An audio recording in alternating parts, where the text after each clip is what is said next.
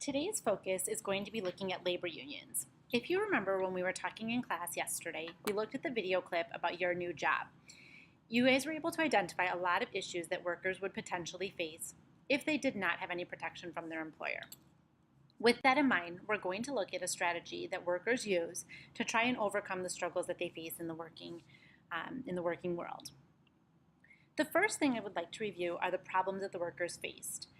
You should get these notes down because we don't necessarily have all of the problems listed in one concise location. So to look at the problems for workers, the first thing that we have talked about already is the low wages. If you remember, most people were making about $1.50 a day.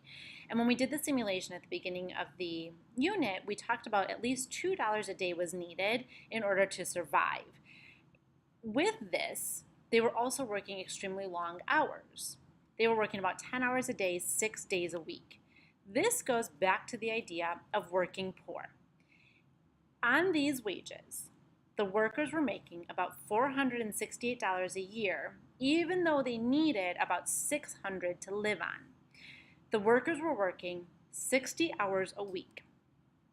They were working as much as they could, and they were never going to be able to escape poverty. As a result of these low wages and extremely long working hours, women and children were forced to work in the factories in order to help provide for their families. One of the major issues that we see with that is one, that the children were not able to receive an education, which meant that this was going to further perpetuate the problem. These young children without an education were going to be forced to continue to work in the factories in order to continue to provide for their families as they grew older. Other problems that workers faced were dangerous working conditions. We talked about the fact that the owners would not have been looking at creating the safest working locations because it would have cost them additional money, and there were absolutely no rules in terms of the safety for the workers. There was no workman's compensation. Workman's compensation we've talked about is the idea that if you get hurt at work as a result of unsafe working conditions, your employer has to help pay for your medical bills and for any lost time. This does not mean if you're doing something silly or out of the ordinary that you end up getting hurt, something that you caused to happen. Workman's compensation does not cover that. But this was, say, employees were forced to go in and work on fixing a machine. The machine turns on, they end up getting hurt. At this time, there was absolutely no protection for the workers. All it meant was that if you couldn't do the job anymore, you lost your job. And if you were injured but could potentially return to work, all that time that was lost, no work, no pay. They also didn't have sick days. This meant that employees were forced to go to work even when feeling ill, which could obviously cause the spread of illnesses throughout the workplace, creating bigger problems. And there was absolutely no retirement options. You were forced to work until you no longer could. And at that point, you had to hope that maybe there was some money for you. And one of the questions that I get from students a lot is, well, why didn't they plan ahead for their own retirement? Well, this was an entirely new working scenario for them. Nobody was advising them. No one was letting them know. And remember, they were working as much as they could and could not even make enough money to survive. How were they going to be able to also save for retirement if they didn't have the money to survive on a daily basis? So all of these issues combined, the workers were getting more and more upset. As a result, they formed labor unions. A labor union is an organization of workers who form to protect workers' rights. The workers are going to band together, this idea of power in numbers. If I go to my boss individually and demand a raise, it's my boss against me. I seem to be the only one that's upset with the wages, and my boss is most likely going to say that it is not necessary and I don't have a strong enough case. However, if all of us teachers combine together and prove why we need a raise and collectively go to our boss, then we may have a better opportunity of having our voice heard. The goal was to improve problems workers face and protect their rights. End of story. They just want to make sure that it is a safe working location and also that they're able to make a livable wage. At this time, I want you to pause and I want you to open up the link that I provided in the email that said A Brief History of Labor Unions. I want you to watch that video clip and then take notes on that, and once you've finished, return to the movie. So at this point, please click pause and watch the video clip and then return to the notes as soon as you finish. Okay, at this point you've looked at the history of labor unions. You've identified why they were established and what strategies they were using in order to try and gain better working conditions. The first method that workers would use is a strike. A strike is when workers refuse to work until their demands are met. The reason why workers are going to go to a strike is if they've tried to talk with their employer, but the employer has refused to meet their demands. Employees would then, like I said, not work until their demands are met.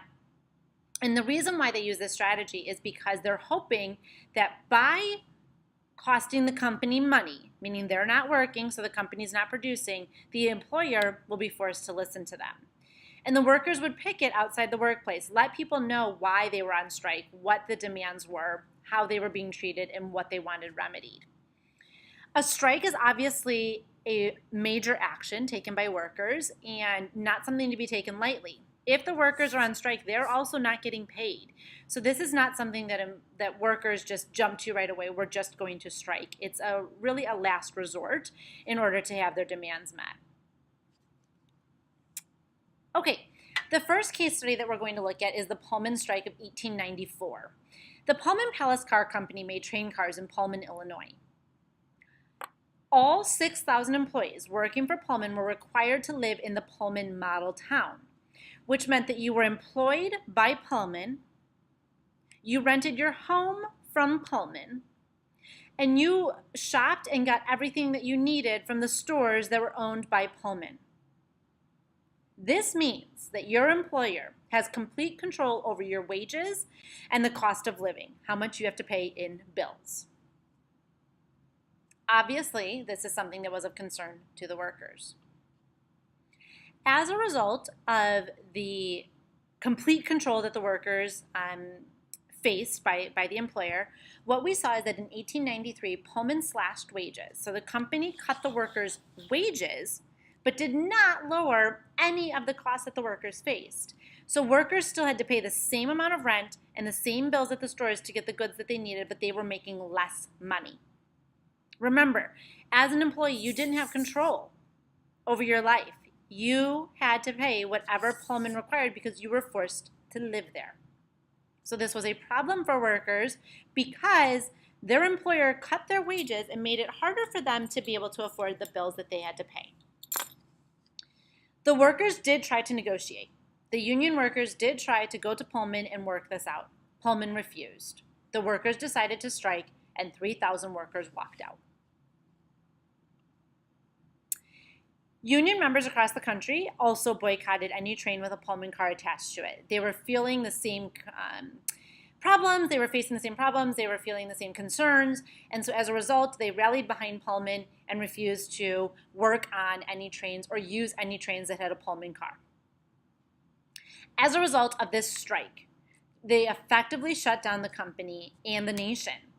Trains were used to transport goods, to transport mail, to transport anything that was needed to be transported across the nation. As a result of this, as a result of the massive impact that the workers were able to place on the country and the company, the president actually ordered the National Guard in to end the strike. The workers were forced to return to work. Take a moment and jot down in your notes what the government support looked like for the workers. Were they on the side of the workers or the employers? Okay. At this time, you need to go up to the front of the room and get this handout. It says Set A, May 12th, 1894. There are 4 sets, A, B, C, and D, of articles. What you are to do for each article is you are going to identify who did each article support, the workers or Pullman, and underline evidence in each article to prove it. So in each of these articles, you're looking to identify evidence. Was the government supporting the workers or the company? When you finish, in your notes, I want you to write down a response. Overall, did the workers receive support from the government, or did the government support the employer or the company? And write down your reaction to that. So you should pause the video, get the handout, complete it, write your reflection, and then return back to the notes. Pullman was only one example of a strike that was taken by the workers in an effort to address the concerns that they were facing.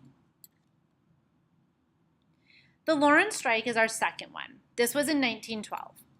This was a mill in Lawrence, Massachusetts, and it had over 30,000 workers. They produced more cloth than any other town in the United States. In order to have as many workers as they needed, they actually recruited immigrants from Europe. They were encouraging people to come over from Europe to work in the factory. Over half of the workers were teenagers. As a result of the pay that they were receiving, these workers could not afford jackets, the housing they were living in was unsanitary, a lot of them were facing malnutrition, meaning that they weren't getting that proper nutrition, and all members of the families had to work in order to survive. Similar concerns that we've seen across the board, but this is just one specific look at the actions. The average work week in Lawrence's factories was 56 hours a week, pretty consistent with what we were looking at. So as a result, the state legislature passed a law limiting working hours for women and children. Men, you were still able to be forced to work whatever hours your employer wanted. Women and children were forced to work 54 hours, so they had 6 days a week with 9 hours a day. So they did see a decrease by about 6 hours a week. Factory owners, in response, so now that their workers were working less, what they did is they sped up production. So instead of operating one loom, the workers would now operate 2. So you are now doing 2 jobs instead of 1. As a result, when the workers received their paycheck, they found out not only were they doing double the work, working 6 less hours, they also received a pay cut, an hourly pay cut. Obviously, they were going to lose pay as a result of those 6 hours, but they saw an additional pay cut.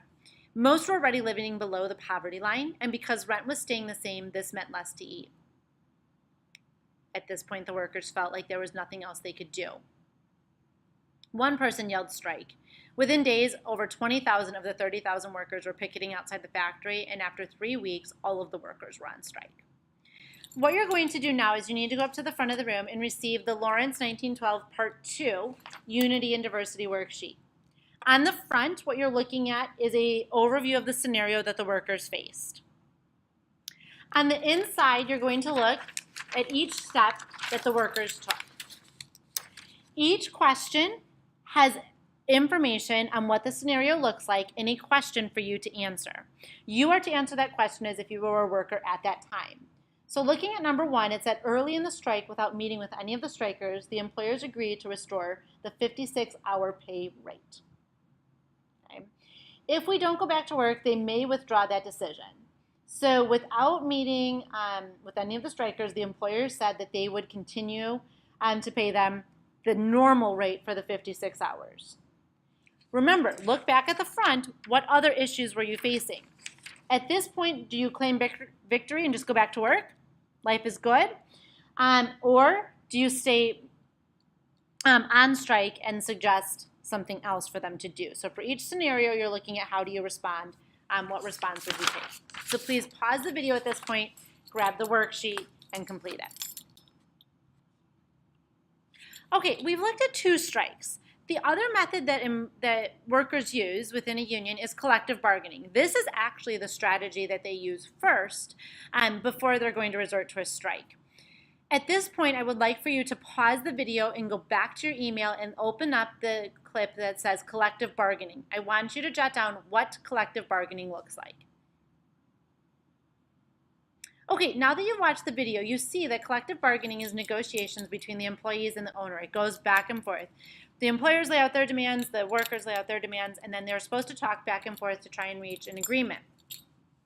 The reason why collective bargaining doesn't always work out is that it can take a very long time to get what you want, and in the end, the employer could refuse to meet any of the employee's demands, which would then result in them having to decide, do we accept this contract or do we go on strike? So collective bargaining is a method where you can continue to work throughout the process, and it's supposed to be a peaceful method where the employers and the employees sit down and negotiate a fair contract. Okay, now that you are done with your notes, please make sure that you write down as a reflection, do you think that the strategies used by workers within a union could be successful to solve the problems that the workers were facing? And be sure to explain why or why not.